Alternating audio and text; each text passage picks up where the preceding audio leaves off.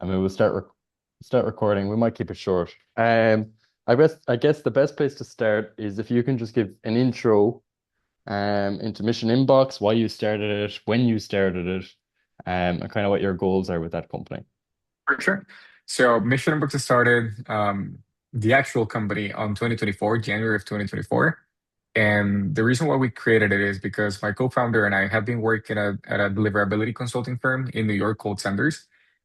We knew that there was going to be a lot of things happening with the Google spam filters, and lo and behold, on October 2023, everybody started getting the account suspended. Everybody Yeah. was bringing the volume down from like 50, 100 emails per day down to 30.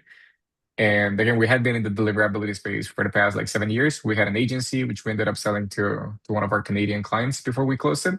So we know exactly the type of workflows or solutions I would say that agencies are normally looking to solve on their deliverability stack. And we just decided to build internally with Mission Inbox.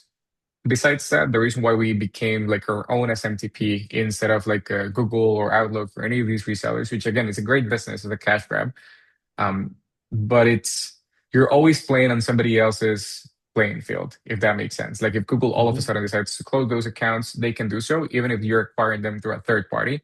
And it's always like a gray hat approach where you're getting what you want, but you never know when the actual provider is going to close you.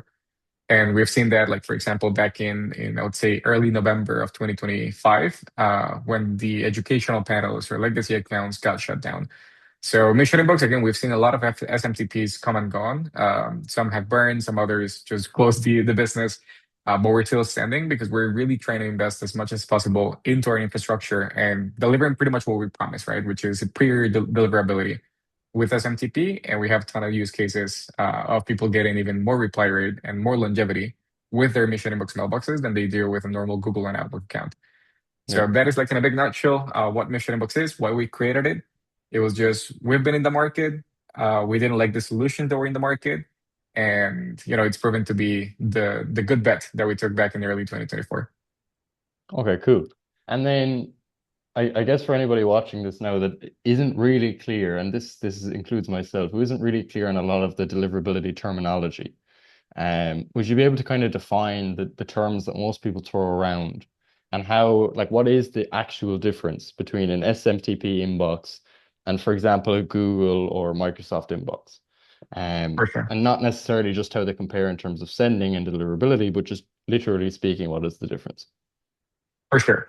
So SMTP just means Simple Mail Transfer Protocol, and it is a protocol, an online protocol that you can use to send emails between servers. Mhm. The main thing that people don't generally understand is that Google and Outlook also send via SMTP. The main thing is that they're so big of a category of or as a company on their own that it becomes smtp.google.com, as you might have seen in some MX records on MX lookup tools. Um, it just means a way for you to send emails. You can send emails via API, via OAuth, for example. It just means a protocol for sending emails. Now, since Google and Outlook have their own big things, they're a category of their own. So when you're acquiring Google accounts, you're still sending via SMTP, but from the Google server. What we are doing and what other providers on the SMTP space are doing is essentially creating their own ESP. And by ESP, I mean email service provider, right? So Mhm. if you want to get mailboxes, you can have a domain. That domain is not associated to any MX records, and MX record meaning which mail exchange receives your emails and you can exchange from them. If it points to Google, you're using Google's SMTP. If you're sending from Microsoft, then you're using Microsoft. If you're using an SMTP, custom SMTP is maybe the better way to describe that. You're going to be sending through their custom SMTP. And yeah, that's pretty much the baseline of it. I'm not going to say we're using the exact same infrastructure that Google or Outlook have, because again, they have their own databases, their own centers, Yeah. their own everything. But in essence, it's the same thing that emails has always been used. It just adjusted ever so slightly to fit it specifically for cold email sending, right? So there's a lot of things that Google and Outlook might have, which are just generally used for normal business accounts. SMTP, at least ours, is built for custom deliverability for cold email. So how do you ensure better placement, better longevity, IP reputation, so on and so forth? Okay, so let's say, so ultimately, all of them are different SMTPs. If you're sending an email and you can then receive emails, it's just an SMTP. If that is the case, um, why aren't all cold emailers using custom SMTPs, if they're not at the mercy of the likes of Google and Microsoft? What are the pros and cons of both of them? And for example, if I'm Google or Microsoft, if all cold emailers are using custom SMTPs, am I going to be more likely to prevent them from landing in my user base's inboxes? And if that's not the case, why? Yeah. So I'll talk really quickly as to why people usually go with Google and Outlook, and I'll also add a mental note on shared IPs, which I'll talk about in just a second. Yeah. So why would people generally just go with Google and Outlook?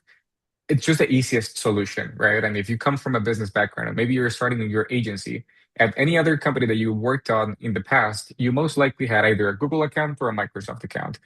So what that means is automatically, you just automatically assume that for you to send emails, you have to do it through those providers. But it doesn't mean that that is the only way that you can do so. Um, Given the fact that it's such a popular tool, there's a lot of different resellers, like for example, Sapmail, InboxKid, you name it. Like there's a lot of different providers that offer Google Yeah. accounts, simply because people just like that familiarity, I would say. Custom SMTPs end up being a thing. There's two types of custom SMTPs. You have those that are extremely dirt cheap, which again, you usually get what you pay for in terms of results. And then you have those that are a little bit more expensive, even more expensive than a normal Google or Outlook account. And usually the argument is, why would I, at any point in time, end up opting for a custom SMTP versus just getting more Google accounts if the pricing makes a little bit more sense on Google and Outlook? What I tell people is if you have less than 50 mailboxes, even 100 mailboxes or less, then stay with the main two providers. Like keep on going with Google, keep on going with Outlook. The thing is, if you try to scale at a certain volume, at a certain number of mailboxes, that's when it becomes such an annoying thing to manage within Google or Outlook. Because again, they're just like a standalone, hey, here's a one size fits all type of service. That's it. Yeah. That's what you get. Custom SMTP can adapt to your needs, adapt to your volume, and making it easy for you to scale without facing all the headaches that people who might have seen this recording faced at some point. If you've already faced deliverability issues at scale, where pushing past a certain volume just means buying a shit ton more mailboxes, a shit ton more domains. That's always going to be an issue with those accounts. It doesn't have to be an issue with a custom SMTP. So if you're starting out or if you're thinking about creating your agency, just go with a normal Google or Outlook account. Once you're past that scale and you're looking to expand or just simply diversify, because again, you're playing on somebody else's playing field, Mhm. adding custom SMTPs, high quality custom SMTPs makes a ton of sense. However, again, please make sure that you choose the right SMTP, ask the right questions, which I can go over in just a second. But again, SMTPs, it's not difficult to create, just like it's not difficult to become a reseller in India. The process that comes behind it to ensure good deliverability is what generally makes it complicated. So that's why you have tools that work great initially because the majority of the users are let's say new adopters, if that makes sense. Mhm. Once the new adopters start spreading around the word and that SMTP becomes overwhelmed with the lots of different users and different clients, that's when you start seeing issues because you have a limited number of IPs that you send from, and all in all, you're basically in a pooping the pool situation. So I'll stop there. And Please then let me know is why I that where didn't. your dedicated IPs come in? Yes, that is where our dedicated IPs come in, where each individual client gets their own private pool or infrastructure, right? So, for example, if we're going to be extrapolating this example to Google or Outlook, if again you have your Google accounts, I have my Google Mhm. accounts. I personally use Google for my business itself. At no point during the onboarding process did Google tell you, "Hey, here's your dedicated IPs. Like you're going to be sending only from these IPs." No, they just give you the account and they manage the backend on their end. The main thing is that you're in what I call a poop in the pool situation, where imagine you're in a summer day in a community pool, and some kid next to you decides to poop in that pool. Yeah. Even though you didn't do anything wrong, I really doubt that you want to stay in that pool. Therefore, you got affected by association. And unfortunately, since the majority of people use Google accounts for sending cold emails, I mean, those are the IPs that generally get marked as spam the quickest or the fastest. So every single time that I mark you as spam, of course, it affects your mailbox, affects your domain, but ultimately it ends up affecting your IP reputation. And when you have thousands of users all sending tons of emails where they don't necessarily know the best practices, again, if you're in a pool with the big space, the big agencies in the space, then you should be okay. But for the majority of people, you don't really know that, right? Mhm.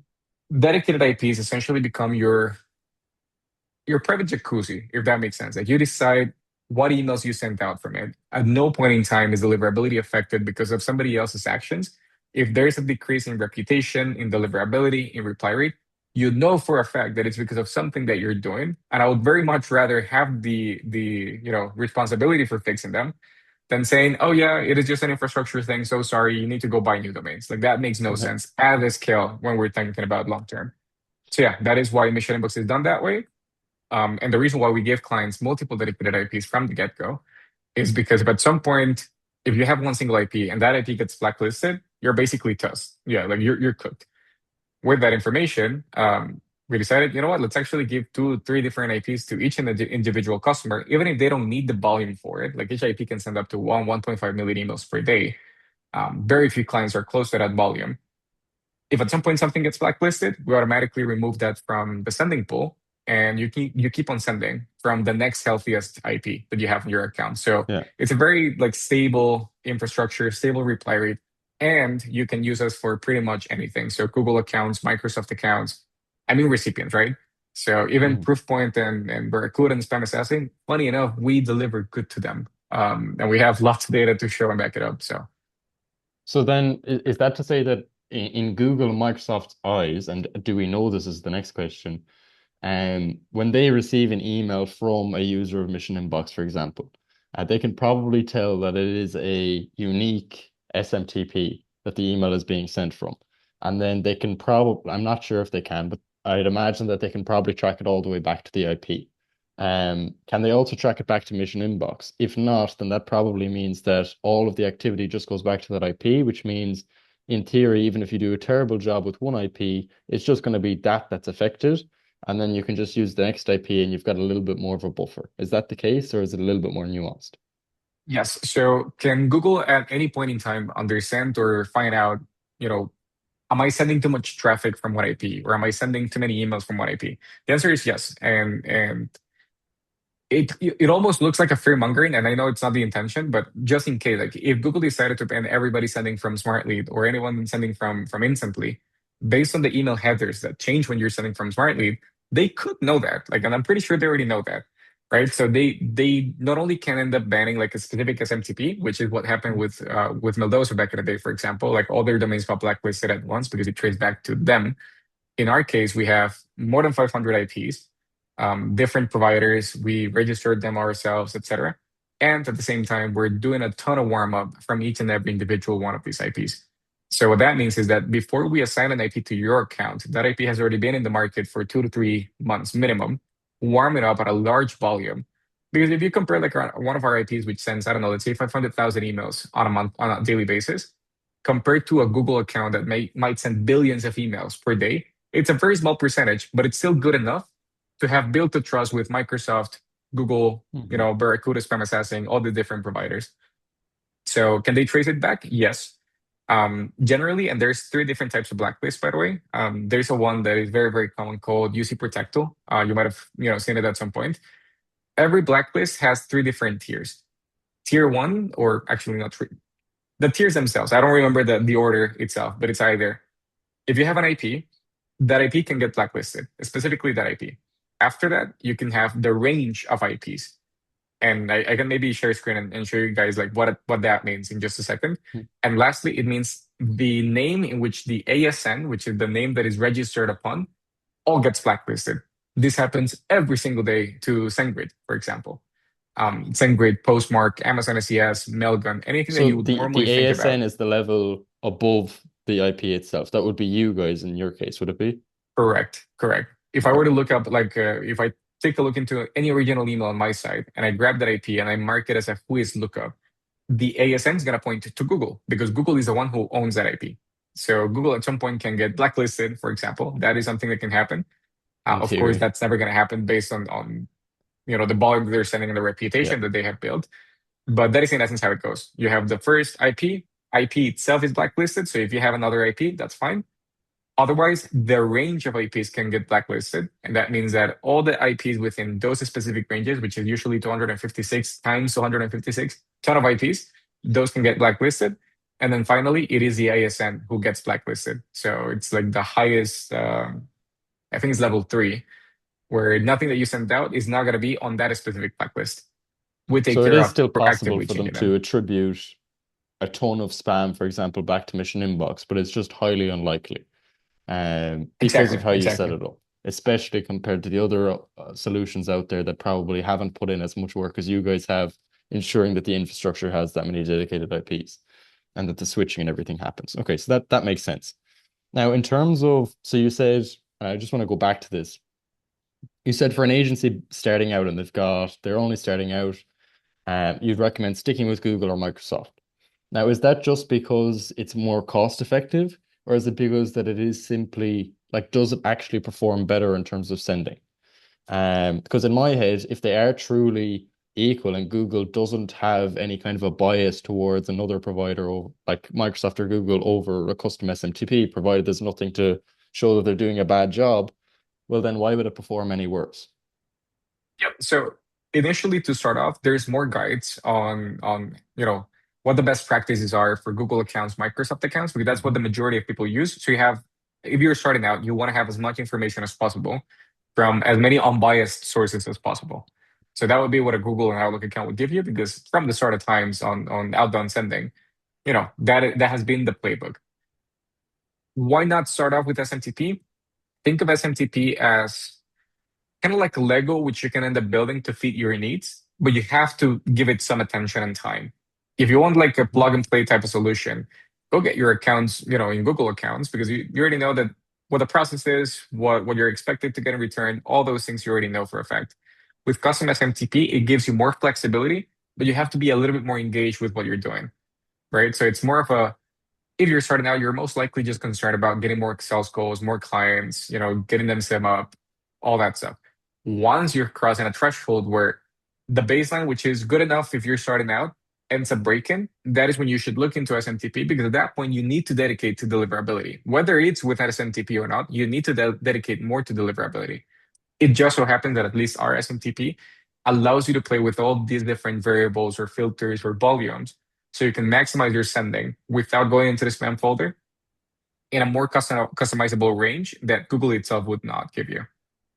Okay. So ultimately, it comes down to there are more resources available. It's easier for you to kind of know what you probably should be doing in cold email with all of these other providers that everyone's been using. And they don't need to rely on the information that you, for example, are telling everyone because you're a huge liar. I'm kidding, obviously. Now, is that the only reason, or are custom SMTP inboxes slightly more sensitive because the IPs aren't as big as, for example, Google or Microsoft? Yes, totally. So think of it as a SMTP being your multiplier.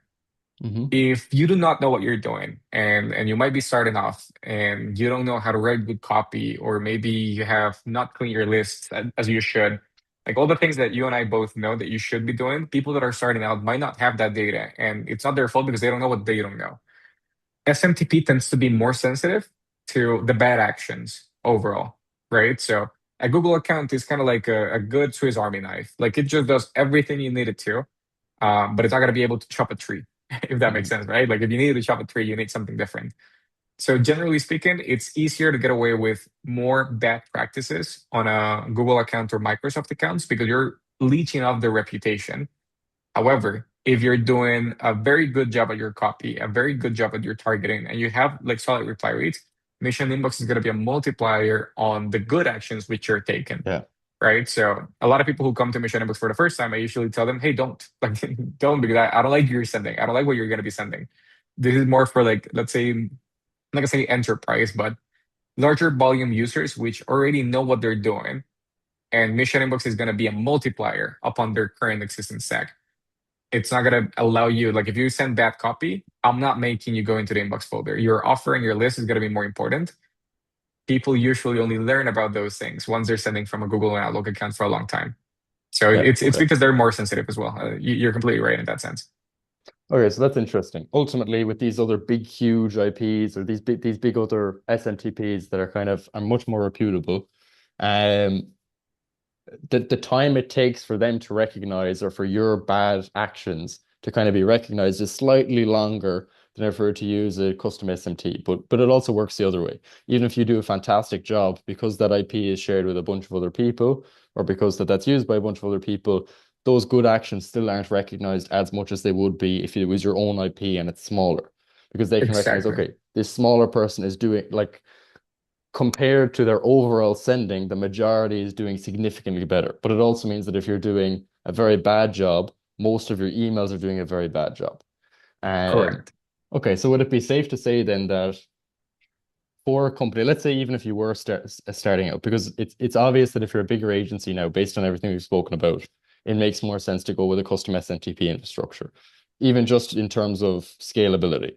But even for a new agency, would it be safe to say that you start off with like a, I don't know, a Google or a Microsoft or even an Azure infrastructure or a mix of all of them from various vendors? It doesn't really matter as long as they're all safe, they keep your data secure, and they're not reselling the data in some kind of a dodgy way or excessively dodgy. I mean, it's always slightly dodgy. It is a gray hat kind of a tactic. Um, and then you're running campaigns and you realize, okay, I'm actually doing something good here. I'm not breaking any rules. It's clear that something is working. I'm getting positive feedback. Let's say that happens at month two. So you've warmed everything up for 1 month, and then you're sending for 1 month, and you go, okay, we've kind of cracked the code here. We're just tweaking messaging every now and then. Would it make sense then for that agency to go, okay, we kind of know what we're doing here. So we should probably move our infrastructure or start warming up a custom SMTP infrastructure because it means we can scale a little bit easier. We have more flexibility, and we might actually be able to inbox a little bit better because we're doing a good job here for this one particular client. Would that be a That safe kind of a is protocol or no? 100%, 100%. And that is usually what I tell people, right? Like go with another provider until you have a proof of concept. Once you have a proof of concept that you can get like, positive 3% reply rates and stuff like that, at that point, it makes total sense to, I'm not going to say migrate the whole infrastructure because you want to have something to compare the SMTP or any new vendor for that matter in terms of benchmarking, right? So let's say you have 100 mailboxes and you're onboarding another customer, which you need to create 90 mailboxes from. At that point, then use 30 mailboxes Google, 30 mailboxes Microsoft, 30 mailboxes SMTP. It doesn't have to be mission inbox, just any SMTP. And once you run your campaign where everything is equal, meaning the copy is the same, the lit list is what changes, and you don't have provider matching, that's super important. You don't have provider matching. You can see what the deliverability looks like for every individual account. And then month three comes around, and then you can grab all the learnings that you had from the analytics on month two, and you can decide, you know what, it seems like, I don't know, Microsoft is outperforming Google by this percentage. So it means that for the next customer that I'll onboard, I'll instead of doing 33% Google, 33% Outlook, 33% SMTP, I might want to do 15% Google, 50% Outlook, 35% SMTP based on your own statistics, which keep on feeding and feeding and feeding into your own data. Okay, that makes sense. Now, I would like to point out just a small nuance for anybody watching or guests here.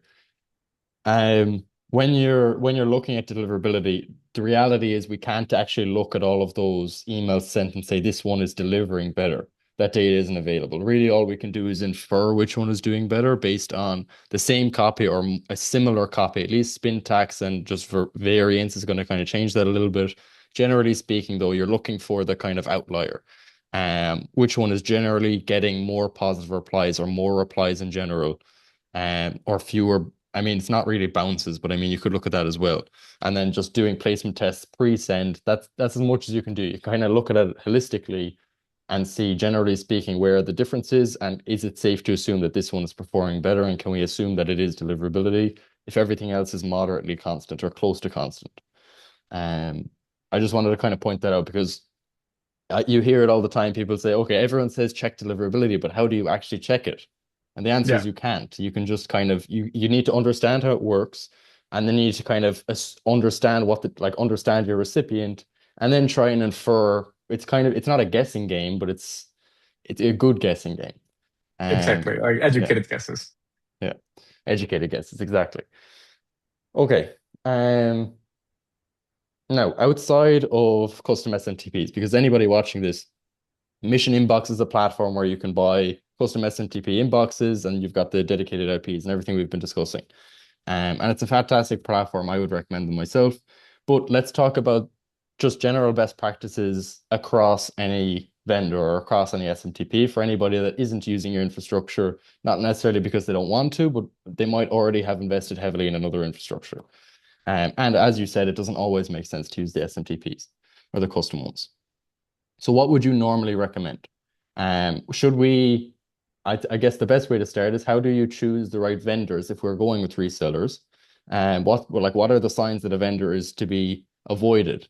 Mhm. What should we be willing to share with those vendors? Is there anything we should be aware of in terms of how they set up the admin accounts where we've got all of the identities within that? Um, what else can we talk about? Oh yeah, okay. So there's a huge craze at the minute about Azure inboxes, and then there's SMTP and Azure inboxes. There's kind of Yeah, some people are offering something that's kind of a mix. So just go on a bit of a spiel talking about all of those things. all Once right, you're kind of sounds good. ready, then we can move on. But there's a lot to talk about here. So Yes, 100%. So let's start prefacing them from Google accounts, Microsoft accounts, and then even SMTPs in some cases, but I'll focus on the first two. Google accounts, just make sure that the provider that you're using is not on an educational panel, on a legacy account, or anything really, really shady. And literally what they say is we're a reseller from India who has a better pricing and then we charge a markup and we give you access to the admin workspace account. So admin.google.com.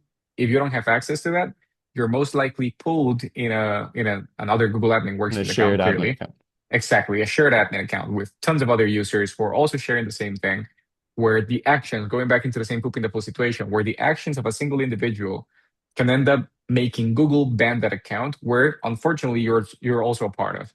And that's why we saw lots of people, all going down at the same time, either because the same resellers were using the same educational panels and they all got shut down. So again, it gets shut down on a very large level. Yeah. How do you avoid that? You can literally go into a form, which I think we can maybe share in the YouTube description or something. You can go into a form where you can ask Google, hey, I have this domain with you guys. I'm curious to see which account or which subscription I have associated to that domain. And Google itself will tell you, hey, you're in a starter plus, you're in the business X, you're in a educational panel, in a school account, in a etc. This is at the Something a little domain bit level or at the inbox level? that is on a domain level. You Okay. can say, "Hey, I have this domain which has MX records pointing to you. I also have some mailboxes associated to that," and they'll tell you exactly like which domain you're part of. So that would be the main thing, and also something a little bit sketchy that some providers did at some point, and I don't know if they're still doing that. They started basically going after Google accounts with the free trials, so you can get a free trial account in Google and they were requesting lots of these extensions of the free trial that you could get. So all in essence, like the client or the provider itself might be charging you 3.5, $4 a pop, and they're essentially just not paying anything because they're trying to make you almost burn the mailboxes within the first month so that they can then go to Google again, Mm. ask for the free trial, extend that free trial, right? So that's generally what their playbook was. You should avoid those as well, right? And with that same form, you can go There if are you're in some an crafty educational fuckers panel. out there. Dude, honestly, like if they were just creating an SMTP with all that knowledge, you might be a little bit more successful. My But again, God. it's gray hat. It's gray hat. So But I that is mean, the main thing. the thing is all of cold email. If you're sending unsolicited mail, I think every location. I'm sure there are probably exceptions to this. Generally speaking, you are breaking t terms of service. Yeah, Um, it's just that when you use, and my understanding of it is, and correct me if I'm wrong, when you're using edu panels or whatever else, which for anyone watching this is ultimately just another kind of Google account. Like they're all just different kinds. You want to kind of go with the standard one because if it's standard, you're saying, listen, I'm doing standard emails here. If you're going with a specific one, you're telling them that you're going to do a specific type of sending. And then if you're not actually doing that, you're breaking even more terms of service. And they're going to be, well, it's not so much that you're breaking more terms of service, but it's more so that they're going to be keeping a closer eye on you, or that they're going to purposely try and be a little bit more strict there because it affects the other users that they have on there. Or at least that's my right. understanding. Yeah, Um, you're spot so on. so what you're saying is, and this applies to Google or Microsoft, let's say I have a domain and we stick to the general recommended best practices where you've got like two or three inboxes affiliated with that domain. So you've got mycompany.com and you've got Anthony at mycompany.com and Tony at mycompany.com. And you want one Google admin account for either you as a company or your client with all of your domains and inboxes, or one Google admin account with just that domain and all of its inboxes. And then you've got several of them. Ideally, that will be on a domain basis, right? Yeah. So domain by domain, what I tell customers, and again, this happened like maybe twice in my whole career.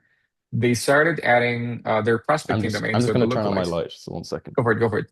Yeah, so the lookalike domains, they added them into the same Google Admin Workspace account in which they had their core domain, their website, their business addresses, their pretty much everything was part of that account, and it got shut down from the simple reason that they had their prospecting domains also a part, like associated to it. So the more diversification as possible, again, you cannot do like an account on a mailbox level because you need to associate a domain. And again, the domain itself is a unique ID, so you cannot share it across multiple accounts. Ideally, one domain, one admin workspace account, and however many mailboxes you have under that workspace account. That's going to be the best rule of practice. Okay. Um, there's a bunch of ways we could go here. Okay. So I guess the next logical question would be, um, where did the general recommendation that you should have two or three inboxes per domain come from? Can you like would it make more sense to spread it so that you've got far more inboxes and then therefore you can send more? Or even if you sent less per inbox, you're reducing the likelihood that you'll hit the max capacity per that inbox or whatever it actually is going on. Everyone says max capacity. Is that even really a thing? Or is it more so that you're sending less per domain, but you're also more likely to hit a spam trap or something? There's so many things we need to consider here. Yes. So I'll talk about just best practices and then things that are recommended. Because again, as you said, you're always going against their terms and conditions and terms of service by going into any provider, sending from them, unless it's a custom SMTP, which is built for that purpose. So you're always going to be breaking those. The reason why people started saying, hey, you know what, we should do instead of 5 mailboxes, let's do three. And instead of sending 100 emails per day, let's do 30, is because the more email that you send out, actually, let me take a step back. In the past, the rules on spam were not as strict. So the spam filters hadn't changed. You could send 100 emails. I remember myself, I was sending like 250 emails per mailbox per day from a single domain, from like 10 domains. Like it Yeah. was golden days back in 2018, 2019. Then cold email No became AI really popular. personalization or Clay though. No, no, no, just blasting from a pole and Yeah. send grid. That was it. Like you Yeah. didn't need nothing. So everybody started noticing that cold email was a very successful channel and a very easy channel to get set up on. What is the risk with that? Everybody started doing cold email. Deliverability started dropping in terms of IP for Google, so they decided to take measures against it by making the spam filters tougher than they were in the past. So slowly by slowly, the volume started decreasing to fly under the radar in terms of spam to get better placement, right? But for example, we have clients that whenever I see like a campaign at 10% plus in terms of reply rate, whether positive or Mhm. negative, I tell them, hey, you don't need to just send 30 emails per day. You can send 35, 40 emails per day, as long as your reply rate has remained unchanged, right? So that is pretty much like the baseline. Everybody ended up agreeing on 30, 20 emails per day for Google accounts, 10 warm-up emails, 20 outbound emails. That itself is not a best deliverability practices, by the way. Like, if anything, you should always do a one-to-one ratio between the outbound sending and the warm-up sending. But Google accounts, again, since they have to fly under the radar, even if you're in an isolated Google Admin Workspace account, the more volume that you send out, the more likely it is for that account or domain to get shut down as well. So it's more about how do I fly under the radar so much, which is not a deliverability best practice. It's more so about how do I do that without Google noticing that I'm sending cold emails from them to the point that I can get banned. Yeah, it's That's more why so with to mission inputs, you prevent can you send having to more. set up a brand new account and constantly buy more. It's not so much that Pretty it's going to much. affect the emails landing. It's more so just that you're going to have to constantly buy new inboxes that you're going to need to warm up then to improve your sending capacity. So it doesn't directly affect your deliverability, but it does actually, and it affects your pockets. Um, Yes, exactly. so okay, but there's a few other things that we want to jump into here. Number one is okay, so everyone says 30 cold emails a day or one-to-one ratio or whatever else. Like Google and these providers have never actually told us any of this because obviously, why would they? Is this just Exactly. based on patterns where people are sending a lot of emails and generally speaking, when somebody sends kind of this range, it works better? Or like, where did these numbers actually come from? Why did we agree on this? Where did the idea even come from? Why not like 31 emails? So I think it has to do with flying under a specific domain volume on a daily basis. So again, for example, why would you need to buy three mailboxes on a single domain instead of just having one single mailbox sending the same volume as the other three? It was also because of the fingerprinting. So every single email that you send out has a fingerprint, has the headers, has everything else, Mhm. to the point that even my name can be like seen as a spam list in some cases, which is crazy. I think at least personally, like the reason why Mission Inbox allows you to send 30 emails per day. On normal mailboxes, we have a different product which is transactional sending, where clients are sending 120K a day from a single domain. That is a different service, different product. For cold email We'll sending, stay away from that for this call. It's too much to talk about. yes, yeah, yeah. Overall, we tested when we started going above 40 emails per day, deliverability got hit the hardest on Google, meaning that they ended up marking as a spam the hardest and the quickest. At 30 or below, it remained very, very consistent in our case. And that, for example, I remember like this exactly. I think this was October of 2024, so a year after the conception of Mission Inbox. Everybody at that point had been sending or had brought the volume down from 100 emails per mailbox per day to 50 emails per mailbox per day.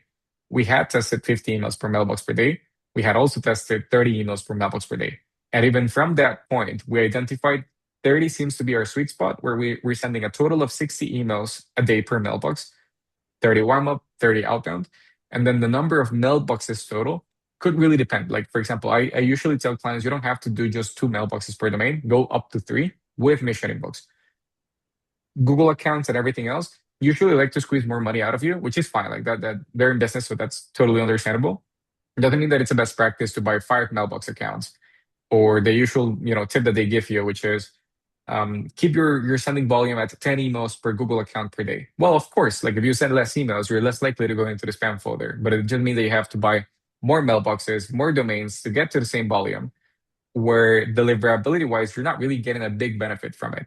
And I make this quick example, and I promise it's going to take like 30 seconds. Imagine you have one mailbox that sends 30 emails per day, and it Hmm. sends for 30 days before it goes into the spam folder.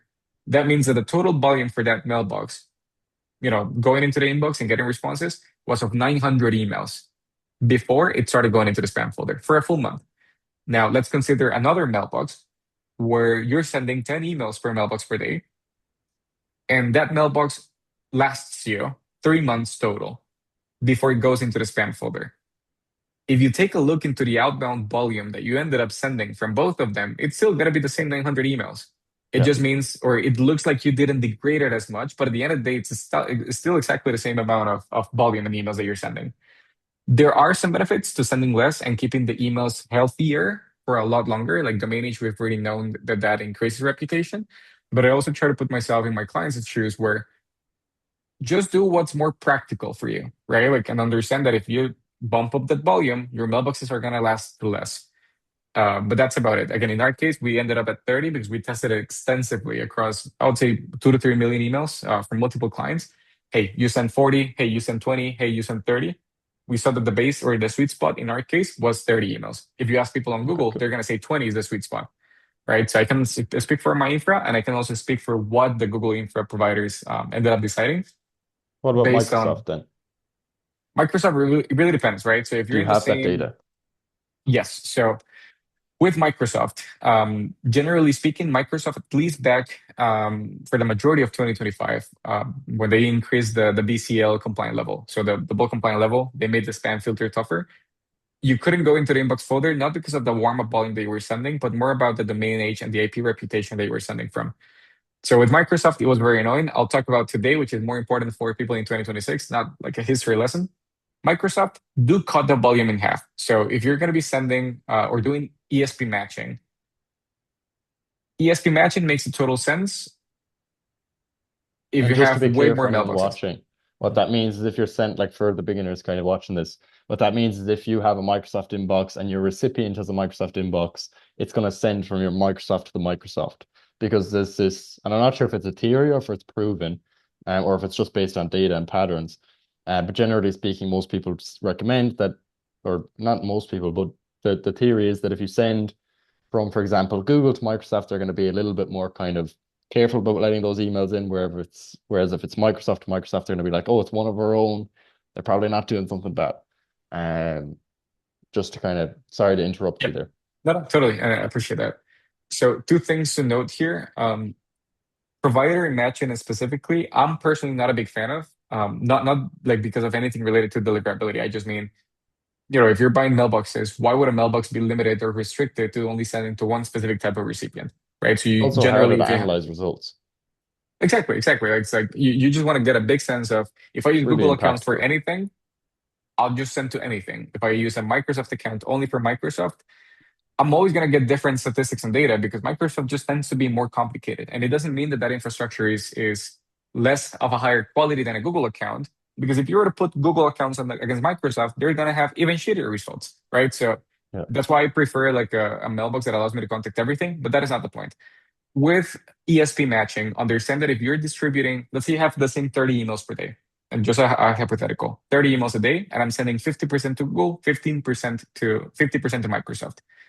That means that my total daily volume for each ESP is actually a 15 emails per day, right? So if I were to all of a sudden automatically do Yeah, I ESP get you. matching from a Microsoft accounts, you're doubling the volume on that same ESP, which is highly likely that it's going to mark you as spam way quicker, right? So if you're going to be using mailboxes exclusively for particular ESPs, then bring whatever volume they recommended to you and put it in half because otherwise you're going to get into the spam folder a lot quicker. Usually, in my experience, anywhere between 10 to maybe 15 emails per day on Microsoft mailboxes or recipients generally goes okay. As soon as you push 20, 25, 30, that's when you generally start seeing issues quicker. But it's not something like as common on 2026. Like we have lots of clients sending exclusively to Microsoft at 30 a day. And again, they face issues, but not as much as they did, back in early 2025. Okay. So just to the quick recap, generally speaking, I mean, it's your own decision if you want to do ESP matching, but there's only very certain circumstances where it actually is more beneficial. Most of the time, it just makes your life a lot more complicated. Um, so with Microsoft, generally speaking, it's the same setup as Google. At a domain level, try and keep it to one admin account and then have multiple different identities and then 2 to 3 inboxes per domain. You want to send for Microsoft, what did you say? 10 to 15 cold emails a day? 10 to Um, 15 if you're in the same actual Microsoft where you get three mailboxes. If you're in an Entra or Azure type of system, it's go much with less. whatever your provider tells you. Yeah, Yeah. go because every provider has a different setup, even though it's the same infra. So go with whatever the We provider might tells you. talk about the Azure later on, but that's a whole other. It's basically another way of sending emails for anyone watching this. It's like you've got Google, custom SMTP, and Microsoft. It's still Microsoft, but it's just a little. It's different. I don't know if we'll get into that though. So you've got Microsoft 10 to 15. Google is the exact same setup, just with Google, and you'd say maybe 20. And then for at least your own SMTP, the Mission Inbox SMTP, probably about 30. Yeah. And then for warm up, generally speaking, 1-to-1 ratio. And I think one thing that's important to note for anyone watching, specifically the beginners, anybody who isn't a beginner, you probably already know this. Cold email is a burn and dump and replace kind of a game. You are breaking terms of service. Deliverability will not last for a very long time. The whole point of doing this infrastructure where you spread it out is not so that the inboxes and the domains last forever because they won't. Fundamentally, what you want to do is you buy a domain and you forward it to your main domain because you know that it's going to get burnt at some stage. You're not going to be able to use it anymore. And that way you can replace it without having to change your whole business model. So fundamentally, the game is based around sending and maximizing deliverability as long as you can and as much as you can so that you can send more for the same budget. But ultimately, it still comes down to literally just budget. Once it runs out, you're going to have to replace it anyway. So I wouldn't, for anyone watching this, if you're overthinking it so much to the point that you actually can't send, like Yeah. there's no point. Just start sending, and if you burn it, then just replace it. Just make sure you do the basics. Buy a burner domain that generally speaking, kind of looks like your main domain. Don't use dashes and stuff that most spammers would do. Don't use any of those special characters of the domain. Forward it to your main domain, do everything that Tony was just saying there, and then just see how it goes. And if your bounce rate is really high, clean your lead list better, use a different email verifier. If you're getting absolutely zero replies, it could be a copy issue or it could be a deliverability issue. The easiest way to test it is just change copy or change. It's easier to change your copy than it is to change your infrastructure. So just try the copy first and then change the infrastructure. But ultimately, you need to do step by step if you don't know what you're doing because it's the only way that you can actually see what works better. It's just trial and error. Um, okay. Now, what else can we talk about? I'm conscious that we don't want to make this too long. Is there anything else you think we should talk about that we should let people know about? We've covered domains, we've covered This IPs, we've covered SMTP, we've covered sending. are there any differences between the sequencers people use? And what's the difference between actually manually sending and using a sequencer? And maybe open rate and warm up. I've heard that warm up is recognized by providers. So it's not the magic pill that everyone thinks it is, but it is still useful for certain reasons. So maybe Yeah, speak about those. yeah. So when it comes down to the sequences, or sequencers, what I tell people is a sequencer or a different infra, for example, like coming from a Hmm. Google to an Outlook, is not going to fix a bad targeting and a bad copy, right? So it doesn't matter which sequencer you end up using. Like, for example, if you're starting out, go with Smartly, go with Instantly. Generally speaking, you want to start off with Instantly, then you graduate into Smartly at some point as you keep on growing your business because you need more APIs here, more APIs there. Maybe you like the cleaner UI. Once you're over past that and you want to go into an enterprise grade type of deliverability with a better solution, then you can go into email bison, for example. But it And then if it's doesn't mean API that based, maybe SuperSend.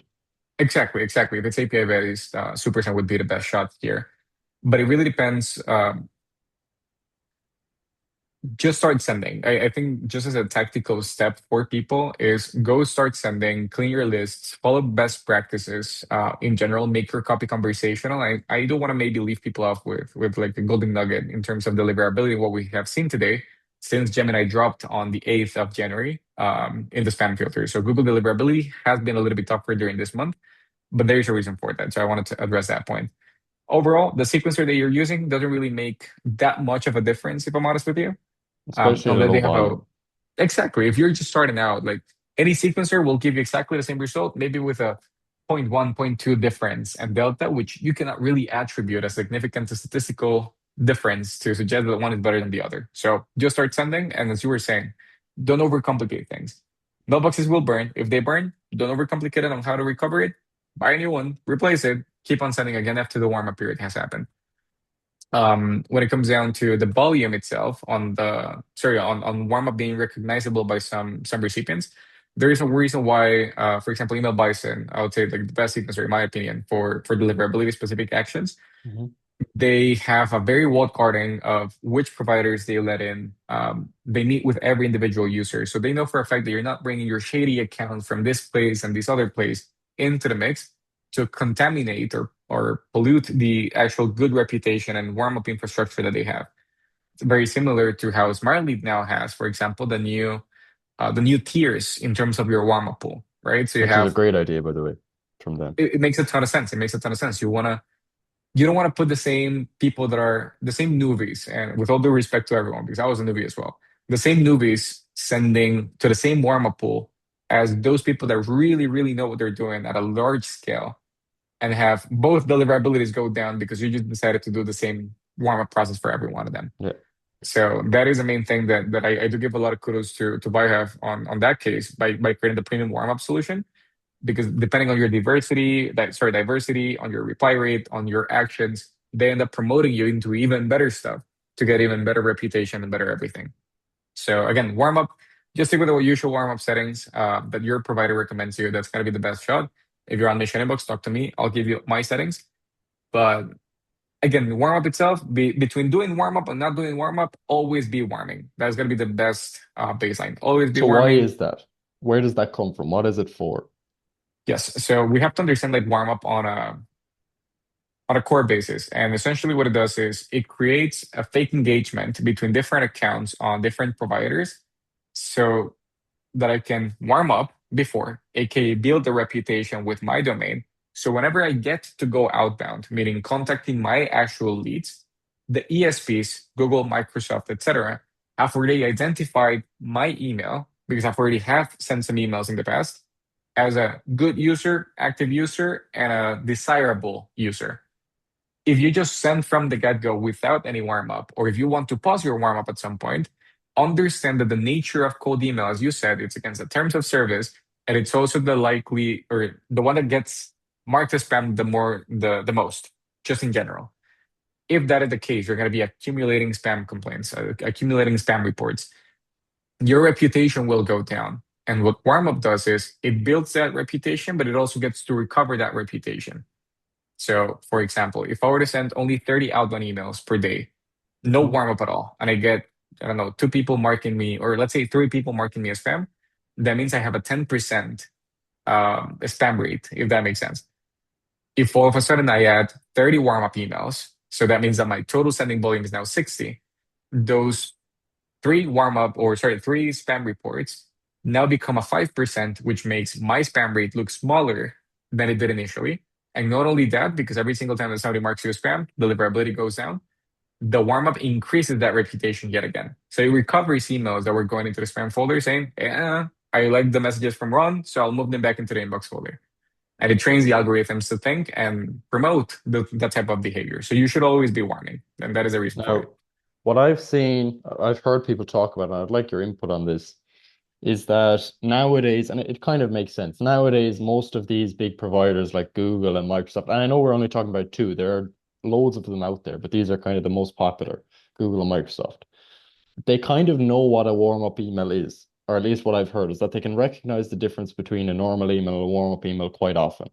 Um, and what I've heard, and again, I'd like your input, is that it's less important now for building up their reputation. It's still important, but it's more so important because it reduces that spam rate. So like 50% of your sending capacity is always going to receive replies, so it reduces those overall bad metrics. And although it was previously equally important because it increased your reputation gradually and it looked less like you were just started sending from a brand new account just for the sake of cold email. Nowadays, it's less important for that reason, but still somewhat important because you still do need to kind of increase the sending capacity somehow. Would you agree, or do you think that's false? I'm not going to say it's either. I think it's a middle between them because what you said makes a ton of sense, and we've personally seen it. I think warm up is still highly valuable. In my experience, it has always been to reduce the number of spam reports. So it's not that all of a sudden automatically this is a new metric that people are taking a look into.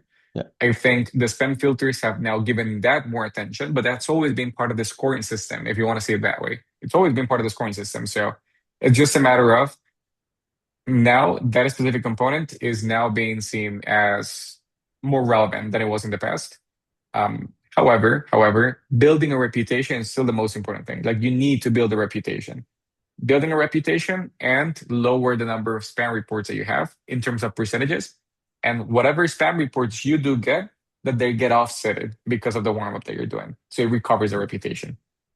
Okay, cool. So just to quickly summarize, and this kind of all comes, if we look at cold email deliverability in general, it all comes down to reducing the amount of people that are complaining about your emails. That's going to be the most important thing. If you're following general best practices, you're not instantly flagging yourself to Google as somebody who's just cold emailing Yeah. people. And then you're sending emails and people are generally receiving them quite well. You're probably going to be able to send emails for quite a long amount of, like in theory, if you, for every email you sent, you got a positive reply from a real person, and then there was a conversation from that. Why would Google ever stop you from sending emails? They wouldn't. It's more beneficial that they would keep letting you do so. Um, Yes. so the reason everyone kind of goes on about targeting and copy and messaging is more important than all of these best practices is because they actually have the biggest difference. If you receive more positive replies, it's probably going to make more of a difference than using a different sequencer or whatever else.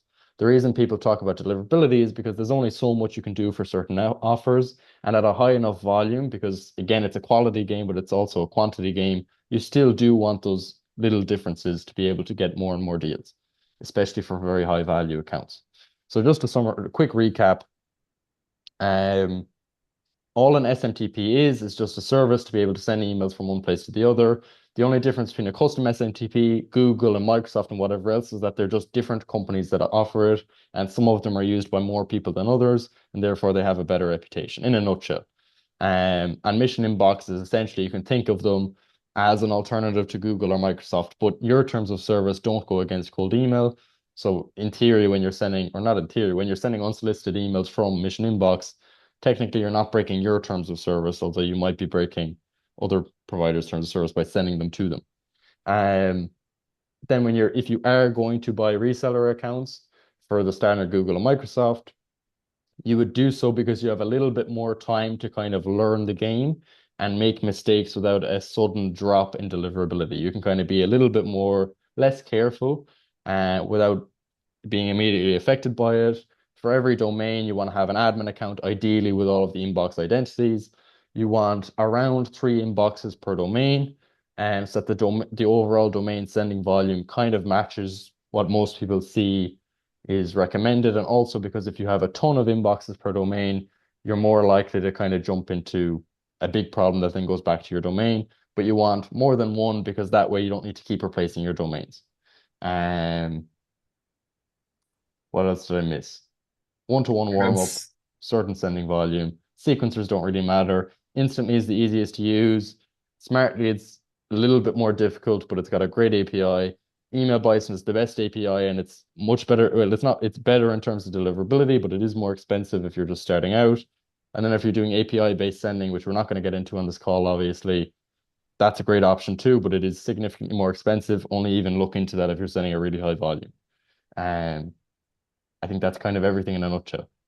that's pretty much. I'm surprised about your summarization skills, man. Like, honestly, that was great. That was great. All right, cool. It was great chatting to you, Tony. And I'll have to come visit you sometime and give you a proper pint of Guinness. And a Uh, marathon, yes. and a marathon, yeah. All All right, righty, cool. man. Thank you very much. I appreciate it.